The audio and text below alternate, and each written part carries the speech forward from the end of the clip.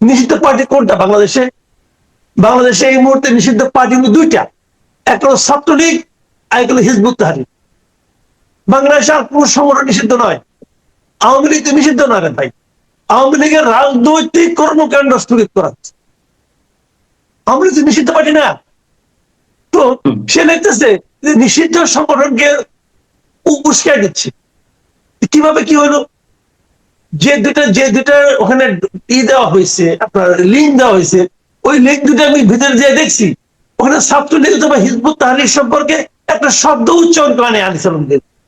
তাহলে কিভাবে উস্কাই দিল বলেন? এই সরকারে যদি মিনিমাম লজ্জা শরম থাকতো, সরকার অথবা বিচার বিভাগ যদি মিনিমাম লজ্জা শরম থাকতো, ওই মামলাদের সঙ্গে সঙ্গে বাতিল হয়ে যায়, খারিজ হয়ে যায়। আমাদের একটা বিচার বিভাগ আছে, তারা তাকে নিয়ে ভিতরে ঢুকাই দিল, ঢুকে গেল। আর এদিকে রাতের বেলায় কোর্ট বসাইয়া মেহেদী হাসানকে মুক্ত করে, যে মেহেদী হাসান নিজে বলতেছে যে আমি আগুন দিয়ে পড়াই দিয়েছি একজন এসআই, সে নিজে বলতেছে, তাকে রাতের বেলায় কোর্ট বসে মুক্ত করে দিলেন। এবং কি কি যুক্তিতে মুক্ত করে দিলেন? উকিল বলতেছে উনি বলতে চেয়েছিলেন থানা, যারা জনগণ থানা পুড়িয়েছে আমরা সেটাকে থামাতে গিয়েছিলাম, এটা উনি বলতে চেয়েছিলেন। এটা আমরা কেউ শুনলাম না, ওই উকিল শুনলো। অতএব উকিলের কথা বা ম্যাজিস্ট্রেট আমাদের বিচারক বিশ্বাস করলো, করে তাকে সরকার জামিন দিয়ে দিল। এইগুলি আইন, এগুলি আইনজীবী, এগুলি বিচারক। এই দেশে আমরা থাকবো এবং আমাদেরকে মানতে হবে যে আমাদের বিচার ব্যবস্থা ঠিক আছে, এটা আমাদের মানতে হবে। এটাই চলছে। কাজেই তুমি করলে খারাপ আর আমি করলে কোনো সমস্যা নাই। আনিস আলমগীরের এই ঘটনা, এরা মানে আমি বললাম তো, আপনার ঘটনা মানে মঞ্জুর আলম পান্নার ঘটনা অথবা আনিস আলমগীরের ঘটনা, আমি সাংবাদিকদের ঘটনা অথবা কার্জনের ঘটনা, এই যে ঘটনাগুলো, এই ঘটনাগুলো ভাই বছরের পর বছর আলোচিত হবে উদাহরণ হিসেবে যে ইউনূস সরকার কত মানে আপনার নির্মম ছিল সমালোচনা, মানে সমালোচকদের বিরুদ্ধে কতটা নির্মম ছিল, সে কতটা মানে আপনার যুক্তিহীন ভাবে নির্মম ছিল, তার বড় উদাহরণ হিসেবে থাকবে। এবং এই উদাহরণগুলো তারা জিয়ে রাখতেছে। তাদের তো উচিত ছিল, এই সরকারের এই রাষ্ট্রের উচিত ছিল যে আনিস আলমগীরের কাছে, আপনার কাছে এসে ক্ষমা চাওয়া, যে আমরা অন্যায় করেছি ভাই, তোমরা আমাকে ক্ষমা করে দাও। আর তারা এগুলো এখন চালিয়ে যাচ্ছে। কি করবেন? এটা করার কিছু নাই। মানে এক নির্লজ্জ বেহায়া সরকার ছাড়া আর কেউ এরকম করতে পারে না। আর আইনি উপদেষ্টার কথা কি বলবো? আইনি উপদেষ্টা তো হাই খালেদ অনেক কিছু, হাই আল্লাহ খালেদ অনেক কিছু, তো তার মিম টিম দেখি দেখি, তো ওইগুলো নতুন করে বলতে চাই না। কিন্তু অভিযোগ তো থাকতেই পারে। এই যে যে মানুষগুলা, সাংবাদিক আনিস আলমগীর বা আপনি আমাদের কথা বললেন, আমরা তো কোনো একভাবে বেরিয়েছি মাসের পর মাস কারাগারে খেটে, কারাগারে জীবনযাপন করে। এখনো যারা রয়েছেন, অধ্যাপক শিবলি রুবায়েত, অধ্যাপক ডক্টর কলিমুল্লাহ, অধ্যাপক আবুল বারকাত, এই মানুষগুলা মানে জামিন পাওয়ার তো মানুষের ন্যূনতম আইনগত অধিকার, ন্যূনতম সর্বোচ্চ। আমি একটা কথা বলি, আমি ওইগুলোর সঙ্গে আপনার মিলাই না কেন? দেখেন আপনার কলিমুল্লাহ সাহেবের মামলা আর আপনার মামলা এক না। কলিমুল্লাহ সাহেবের মামলা এবং ইয়ের মামলা, এই আনিস আলমগীরের মামলার ধারাও এক না, অভিযোগ এক না, কর্মকাণ্ড এক না। কলিমুল্লাহ সাহেব মামলা, উনি যে কাজে আমরা ওনাকে যে কারণে আমাদের লোক মনে করি, আমাদের ক্লোজ লোক মনে করি, আমাদের মতো মনে করি, সেটা হলো গিয়ে আমাদের সঙ্গে টকশোতে দেখা হয়, আমাদের সঙ্গে বিভিন্ন টকশোতে বসি, আমরা ভাবি কলিমুল্লাহ সাহেব এইটাই, সেই জন্য ওনার প্রতি আমাদের। কিন্তু ওনাকে তো এই মামলায় ধরা হয় নাই। তবে এটা বুঝি, এর চেয়েও বড় অপরাধে অনেকের বিরুদ্ধে মামলাই হয় না, ওনার বিরুদ্ধে হয়েছে এই কারণে এটা বুঝি, এটা আকার ইঙ্গিতে বুঝি যে এই কথা বলার কারণে ওনাকে আটকানো হয়েছে। কিন্তু ওনার বিরুদ্ধে অন্য একটা মামলা করা হয়েছে, তার অনেক আগের মামলা, ঘটনা যেটা, কাজে সেটা নিয়ে আমি ওটা নিয়ে আমি আপনার সঙ্গে মিলাবো না ভাই, ওটা অন্যায়। কারণ ওই মামলা তার তো জামিন, আমি সেটাই বলছি। এবং এটা তো জামিন যোগ্য মামলা, এই মামলা তো এমন নয় জামিন অযোগ্য মামলা, তা তো নয়। যে মামলাই হোক, যে জামিন যোগ্য হয় তার জামিন তাকে দেবেন না কেন? আর আপনাদেরটা কি, আপনাদের তো মামলাই হয় না রে ভাই। সন্ত্রাস বিরোধী আইন আপনি কি অপরাধ করছেন বলেন তো? সন্ত্রাস বিরোধী আইন মানে কোথায় ভঙ্গ করলো আনিস আলমগীর? বলেন আপনি। এটা পৃথিবীর কেউ বলবে? আন্তর্জাতিক সংস্থাগুলো কিন্তু আপনার ব্যাপারে বিবৃতি দিয়েছে, আনিস আলমগীরের ব্যাপারে বিবৃতি দিয়েছে। এইগুলো তো মত প্রকাশের স্বাধীনতা আপনি লঙ্ঘন করতেছেন। বরং যে সরকার যে কাজটা করতেছে তারা তো সংবিধান লঙ্ঘন করতেছে, এবং এদের বিরুদ্ধে সংবিধান লঙ্ঘনের জন্য মামলা হওয়া উচিত। তো কে জানি বলছিল, বুঝছেন, আমি বলি আপনাকে, কে যেন বলছিল যে পৃথিবীতে পর্যন্ত মানে আটক হয়েছে, মানে নোবেল বিজয়ীদের মধ্যে আং সান সু কিকে সামরিক জান্তা আটক করছে, কিন্তু নোবেল শান্তি বিজয়ীকে অশান্তির জন্য যদি কোনো জেলে যেতে হয়, অশান্তি সৃষ্টির জন্য, তাহলে ডক্টর ইউনূসকে একদিন যেতে হতে পারে। দেখে নিন, উনি যা কিছু করতেছেন এই দেশে, দেশের জন্য অশান্তি ছড়িয়ে দিচ্ছেন, মানুষকে কথা বলতে দিবেন না। আবার বলে যে আপনার প্রাণ খুলে মন খুলে সমালোচনা করুন, তো মন খুলে সমালোচনা করে দিতে সহ্য করতে ভাই পাও না কেন? কি করে তুমি নিয়ে গেলা জেলে? কি করে নিয়ে গেছি? কথা বলার কারণে, লজ্জার কথা। ঠিক একইভাবে আপনাকে নিয়েও মানুষের মধ্যে নানান ধরনের উদ্বেগ উৎকণ্ঠা রয়েছে। সাংবাদিক মাহমুদ কামাল, আমরা নিশ্চয়ই সেটি চাই না, সর্বান্তকরণও চাই না যে এটি কোনোভাবেই সফল হোক, এবং আপনার আব্দুল তুষার কেউ নিয়ে মানুষ নানান ধরনের উদ্বেগ উৎকণ্ঠার মধ্যে রয়েছে এখন। মানে ভাই এইগুলিকে পাত্তা দিতে হবে ভাই। যেখানে আপনি গেছিলেন, আপনি মারা গেছেন, মারা গেছেন আপনি, সমস্যাটা কি ভাই? মারা যাবো, সমস্যাটা কি? পৃথিবীতে তো জন্ম যখন নিচে জন্য মরতেই হবে। যতক্ষণ আপনি বাঁচবেন ততক্ষণ আপনি বিবেকবান মানুষের মতো বাঁচবেন কিনা সেটি হলো ইম্পর্টেন্ট কথা।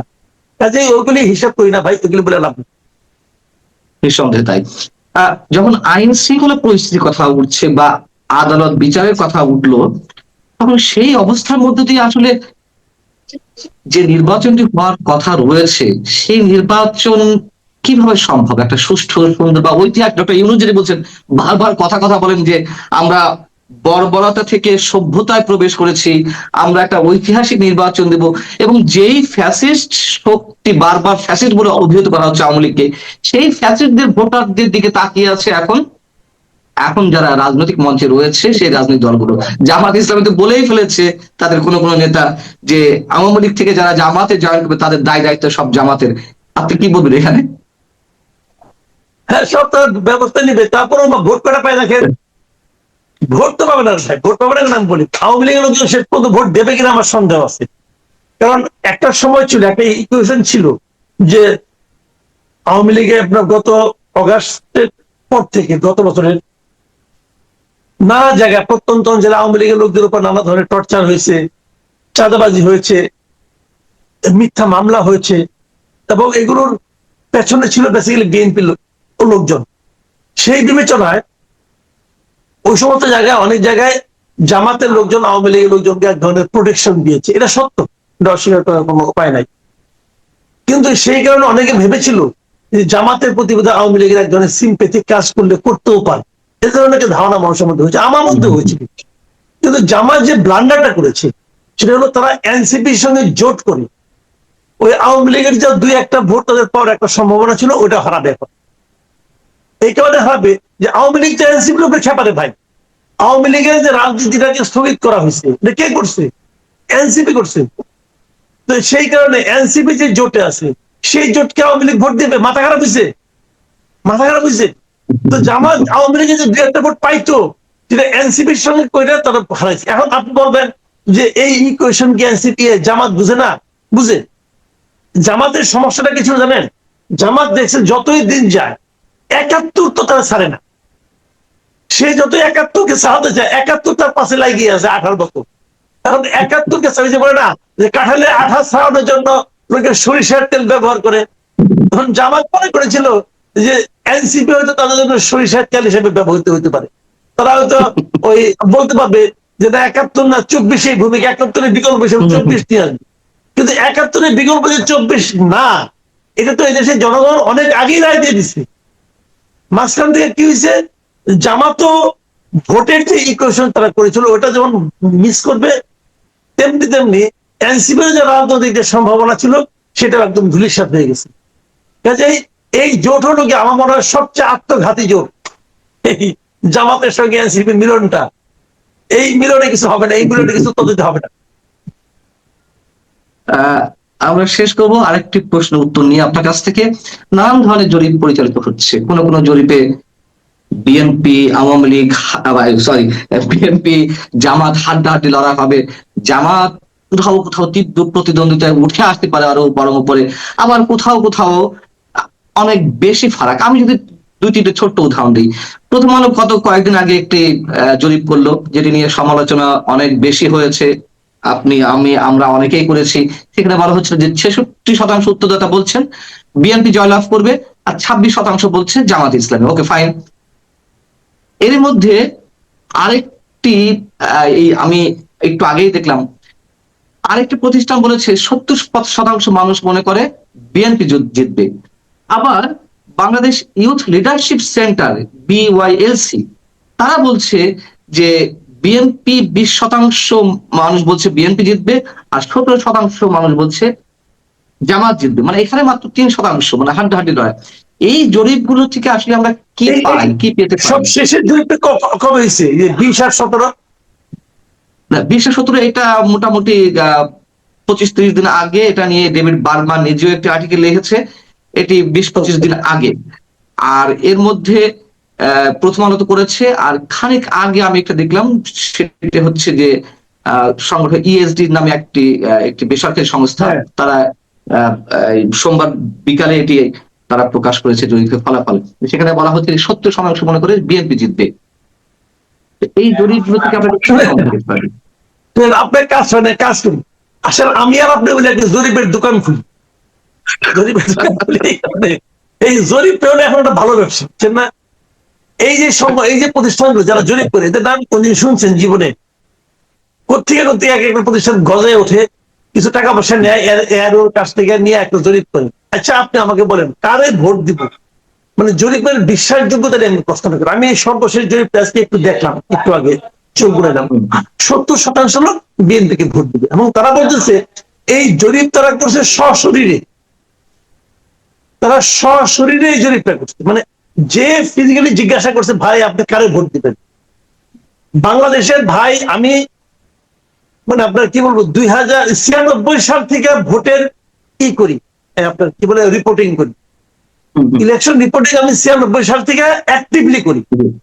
আমি যে পত্রিকাগুলো চাকরি করতাম, তারা আমাকে ইলেকশনের আগে 1-2 মাস ঢাকার বাইরেই পাঠায় রাখতাম, তুমি ঢাকার বাইরে যাও, ঘুরো, আলাপ করো। আমি এ পর্যন্ত কোথাও পাই নাই যে কাকে ভোট দিবেন এই কথাটা বলছি। বাঙালিরা বলে না, যদি সরকারের ভোট দেয় তখন বলে দেখি কি হয়, সরকার তো ভালোই চালাইতেছে, এইভাবে বলে। আর আমি বিএনপির ভোট দেবো, আমি আওয়ামী লীগের ভোট দেবো, ইম্পসিবল, তারা বলে না। আপনি আপনার বাসায় জিজ্ঞাসা করে দেখেন, আপনার বউ বলবে না দিবনি, বলবে দেবনি, আমার ভোট তোমার বলবো কেন, এগুলি বলে। আর এদের কাছে এই 20,000 লোক নাকি সরাসরি বলছে যে আমি বিএনপির ভোট দেবো। এরকম প্রশ্ন করে জরিপে যায় না, তাও সরাসরি জরিপ আপনি করতে পারেন, অনলাইন জরিপ করতে পারেন, অনলাইনে করেন, টেলিফোনে করেন, যে তার আইডেন্টিটি আপনি জানলেন না।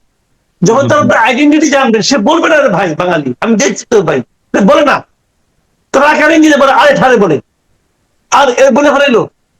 তো এইগুলো হলো কি একটা ব্যবসা, দোকান খুলে দিচ্ছে, বুঝছেন না? দেখবেন আরো কত দোকান আসবে এর মধ্যে। এই প্রতিষ্ঠানের জীবনের নাম শুনছেন অনেকদিন যেহেতু সাংবাদিকতা করে, এই প্রতিষ্ঠান করতে গেছি ভাই, এই প্রতিষ্ঠানের প্রধানের নাম শুনছেন কখনো? কি জানি নাম দেখলাম, জীবনে শুনি নাই। এরা নাকি 20,000 লোককে এই 10 দিনে 20 তারিখ থেকে ডিসেম্বরের 20 থেকে 1 তারিখ পর্যন্ত 20 দিনের মধ্যে তারা 20,000 লোকের মধ্যে আলাপ করছে, করে নিয়ে 3 দিনের মধ্যে সেটাকে মানে সমস্ত কিছু ঠিকঠাক করে প্রকাশ করে দিল। হ্যাঁ, এটা ঠিক। আমি আপনাকে বলি, জরিপের উপর নির্ভর পৃথিবীর কেউ করে না, আমরাও করতে চাই না, তবে একটা ধারণা হয়তো পাওয়া যায়। কিন্তু বাংলাদেশের জামাত এবং বিএনপির এখন যে অবস্থা, আমি যতটুকু বুঝি, এটা 17 আর 70 না রে ভাই, 17 এবং 70 না, এটা হতে পারে না। এখন প্রথম আলো অথবা এরা এই যারা এটা করতেছে, মূলত ব্যাপারটা হচ্ছে কি বিএনপি যে জিতবে এটা মোটামুটি ধারণা করা যায়। কিন্তু তারপরেও কথা, এখন যেগুলো হচ্ছে এগুলো আসলে বিএনপিকে খুশি করার জন্য হচ্ছে। এই জরিপের প্রতিষ্ঠানগুলো পরবর্তী সময় যে বিএনপিকে বলবে যে আমরা তো আপনাকে 70% জিতাই দিয়েছিলাম, অমুক তমুক করছিলাম, এখন আমাদের দু একটা কাজ মাস দেন, 2-3 কোটি টাকা, 5-6 কোটি, 100 কোটি টাকা কাজ দেন আমাদেরকে, আমরা করি। মূলত এই ধান্দার ভাই, এগুলো আর কিচ্ছু না। অনেক ধন্যবাদ সাংবাদিক মাসুদ খান আপনাকে। দর্শক, শেষ হচ্ছি, ভালো থাকুন আপনারা। সংবাদ ব্যস্ত থাকুন, আপনি ভালো থাকুন, অবশ্যই অবশ্যই নিরাপদে থাকুন, যেহেতু আপনি এখন সাবধান নীলমণিদের মানে দুইজনে একজন। তো আপনাকে নিরাপদে থাকতে হবে, আপনি যতই কেয়ার করুন আর ব্যায়াম কেয়ার করুন, যেটাই হোক না কেন, ভালো থাকুন আপনি।